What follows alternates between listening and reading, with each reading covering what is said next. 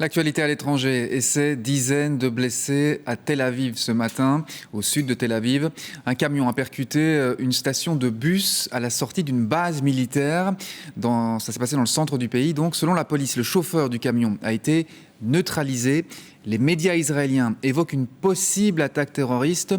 Mais vous allez le voir, de nombreuses questions demeurent à ce stade. Barbara Lichtenberg, Pascal Bustamante. Nous sommes à Ramat HaSharon, dans la banlieue nord de Tel Aviv. Un arrêt de bus à proximité d'une base militaire. Un autobus s'est arrêté pour décharger des passagers quand un camion a foncé. Les secours sont très rapidement arrivés. Le conducteur a été neutralisé, probablement par des civils. Directement après l'impact, des témoins civils et militaires ont abattu le conducteur du camion. Des dizaines de blessés ont pu être traités sur place, mais 6 d'entre eux, plus gravement atteints, ont été transportés dans des hôpitaux de la région. Vu le contexte actuel et la localisation de l'événement, les enquêteurs sont attentifs. Nous traitons cet événement comme lié au terrorisme. L'identité de l'assassin n'est pas encore connue, c'est probablement un arabe israélien. Actuellement, nous essayons de déterminer son identité avec la plus grande certitude. Les services de secours étaient présents en nombre sur place.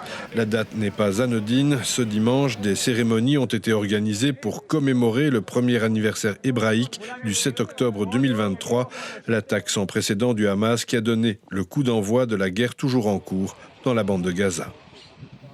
Oui, vous l'avez entendu, le chauffeur du camion a été neutralisé. Certains médias israéliens parlent d'un possible acte terroriste. Alors que sait-on exactement à ce stade ? On a pu joindre notre correspondante en Israël, Ariane Ménage, peu avant ce journal, on l'écoute. À ce stade, la piste de l'attentat est effectivement confirmée par la police israélienne. L'enquête est bien sûr toujours en cours, elle n'en est qu'à ses débuts, mais on sait que l'auteur de cet attentat était un Palestinien citoyen d'Israël.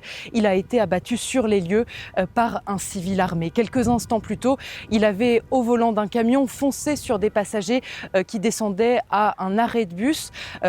Plusieurs dizaines d'entre eux ont été blessés. Pour certains, le pronostic vital est engagé selon les services de secours israéliens. C'est une attaque terroriste qui a eu lieu dans la périphérie de Tel Aviv, près d'une base militaire de l'armée israélienne.